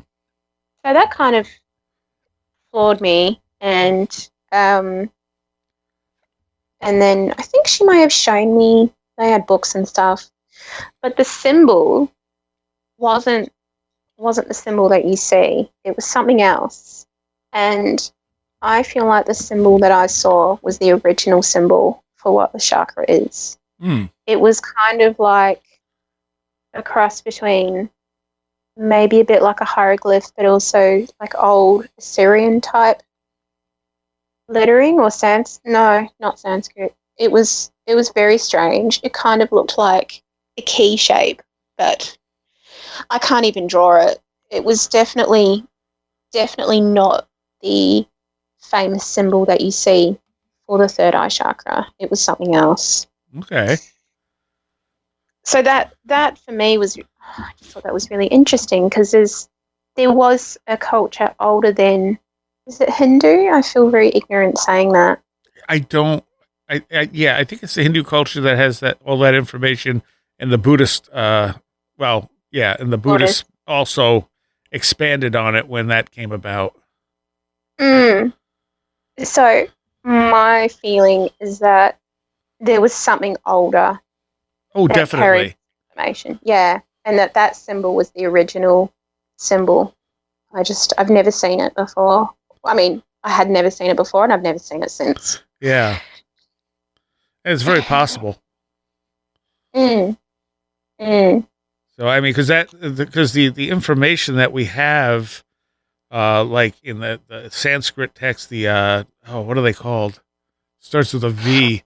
But even that stuff, I mean, as old as it is, comes from an oral culture that's much older. Yeah. So. Yeah.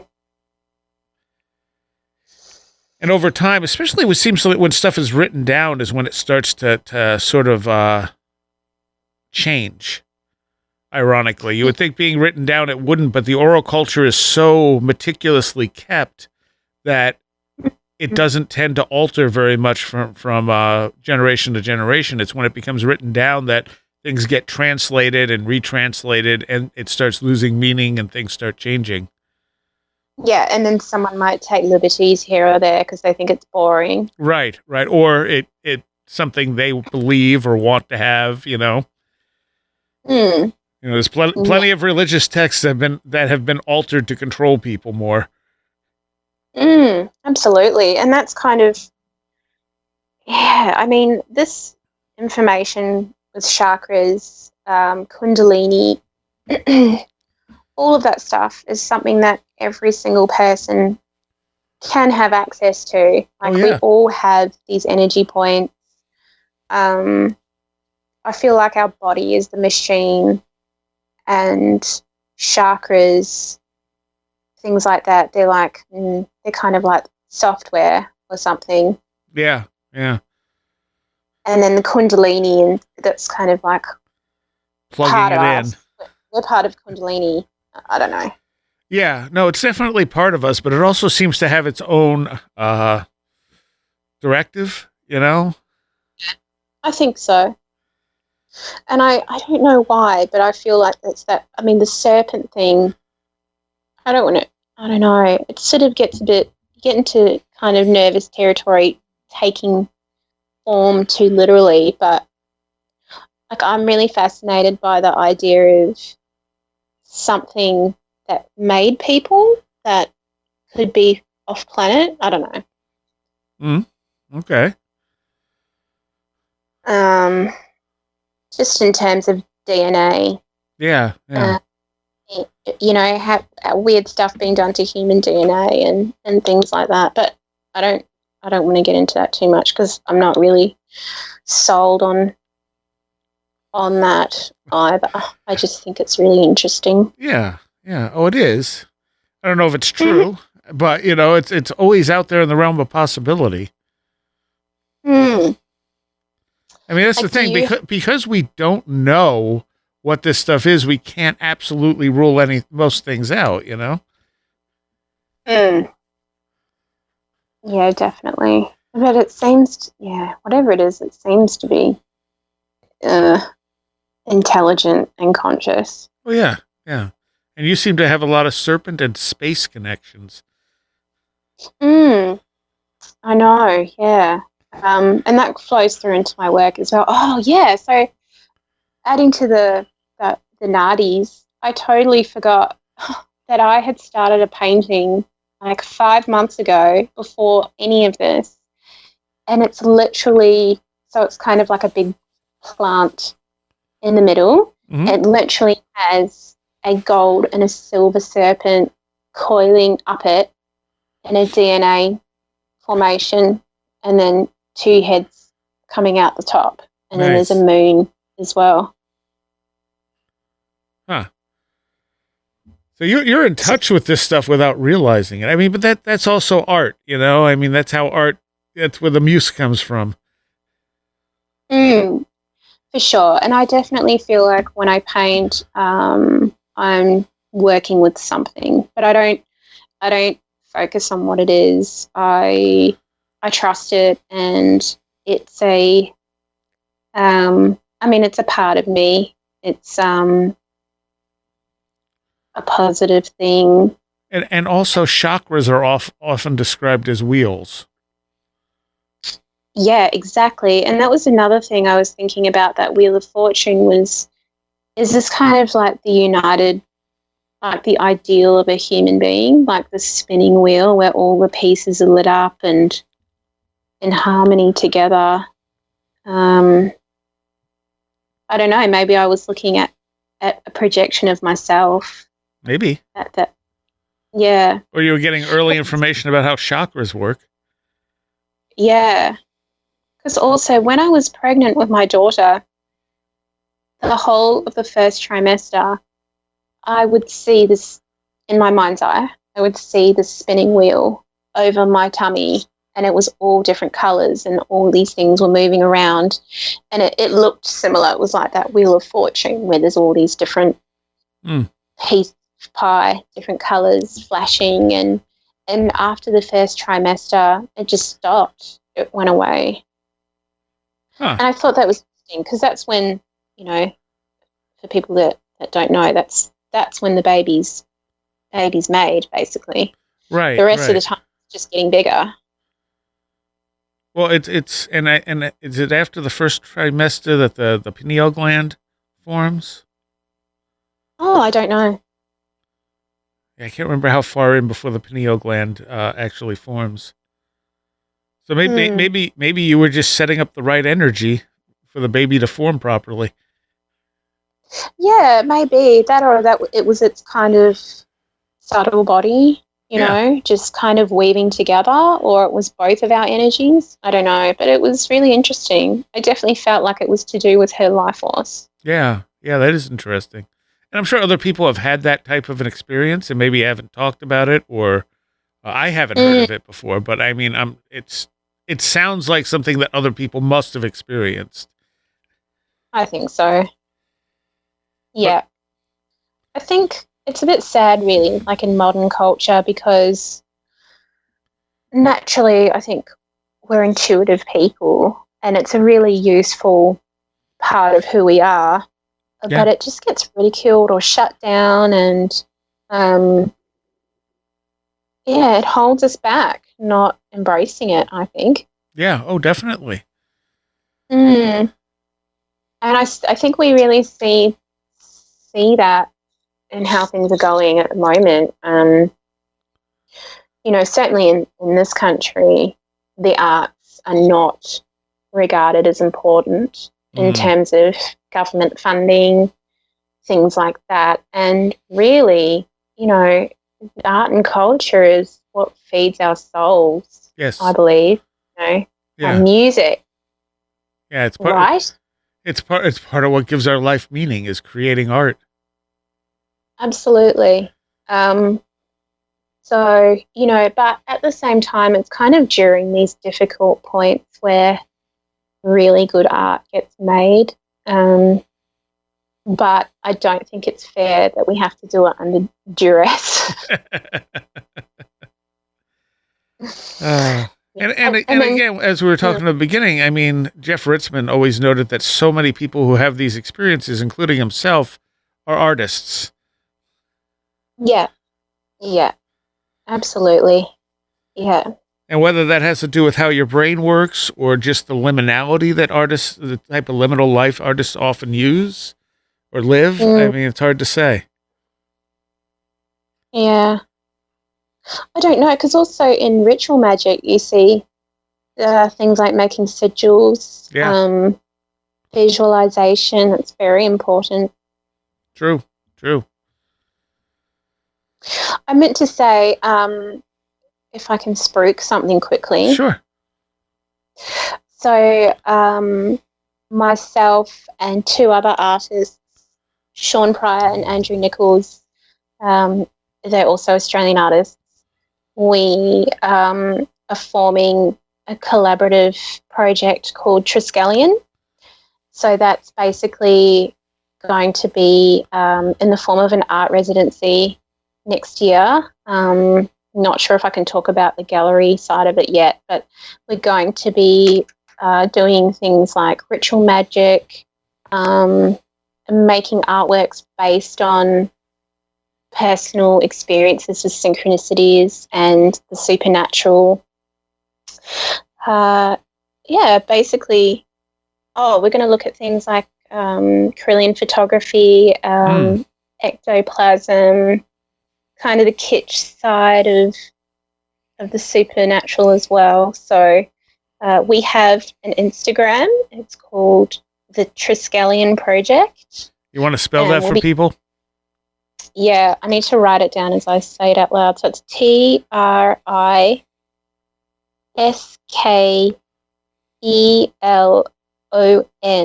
So it's the Triskelion, Triskelion Project. Okay. And if you want to have a look at my artwork, it's at Louise, Louise _ Hamill, HAM, like ham, ILL _. And what does Triskelion mean? It's a symbol, so it's a sacred symbol of 3 spirals in a kind of triangle formation. I think it's a Celtic, mind you, I mean, so many symbols you see in every culture. It's basically a spiral in 3s. Right. It creates a triangle. There's a reason that's come up before, and I don't remember what it is. I think it was important to somebody else I was dealing with. But now, like you said the word, or I read it in your email initially. I was going to ask you to talk about it. You said, and I'm just going, where is that from? Like, who was I dealing with that was an important symbol for? And I can't remember. Yeah. Okay. Well, if you remember, let me know. Yeah, I'm sure I have it written down somewhere. But like it's just one of those things I completely forgot about until I saw you write it and went, the Triskelion. Why do I know about this? Yeah. We the 3 of us basically connected. They were exhibiting at the gallery where I had a residency in 2019. And part of my artist talk, I touched on some of what I've spoken to you about. And they've both had their own experiences, and they're very interested in this kind of stuff as well. Actually, Andrew is the one that got me onto your podcast in the first place. Yeah, so shout out to Andrew. Yes, definitely. Thank you, Andrew. Yeah. So after we met, we kind of started getting together every few weeks and sharing stories, and then we've started doing a bit of ritual magic as well, which has been fun. All right. Well, thank you for coming on and sharing all of this. And I know some of it was a little hard for you to talk about. Yeah, I feel a bit embarrassed talking about some of it, but, that's okay. And I'm sure there are other people who have had similar experiences that are going to be very comforted by the fact that they're not alone in this, Yes. They too have seen floating diamonds, I think. Yeah, we need to know if there's any other floating diamond stories out there, because that's a really interesting one that I haven't heard before. Yeah. Thank you so much for having me. Yes, thank you. And I want to thank all of my patrons right now for their support. And without you, I don't know if this show would exist. And I want to give an extra special shout out to those pledging $10 or more. Allison Cook, Super Inframan, Eric Hervin, Tim, The 100th Monkey Project, Patricia Giaquinta, Alex Whitcomb, Alfred Tuttle, American Rambler, Andrew Maines, Barbara Fisher, Beverly Williamson, Big Boy Limina, Charles Davis, Chris Ernst, Craig Cicernos, Craig Parmenter, David Moore, Denise Sarek, Diane B., Dominic O'Malley, Edu Camahort, MTK, Eric Citron, Eric Todd, J. Otto Bullitt, James Lattimore, Joanna Rojas, John Bracken, Carla Mahoney, Kevin Schreck, Charles R. Beauregard, Kristen L., Layla Malden, Shane B., Linz Jackson K., Luke Osborne, Mark Bowley, Mark Brady, Matt in Delaware, Matthew Sproul, Maddie, Nagatha Christie, Patricia W., Paul Jeffries, Ray Benedetto, Riker and Stark, Roger Gonzalez, Sam Sharon, Sedgder, Stone Wilderness, Tactical Therapist, Taylor Bell, 36 Dingo, Vincent Trewell, Walker, Will Gebhard, Will Powell, William Lovelace, Red Collier, and Stephen D. Thank you all so very, very much. You have been listening to Where Did the Road Go? This show is made possible in part from our Patreons, and we thank you and everyone listening for helping us continue this exploration of the strange. You can always find everything Where Did the Road Go related at www.wheredidtheroadgo.com. And thank you so much for your support.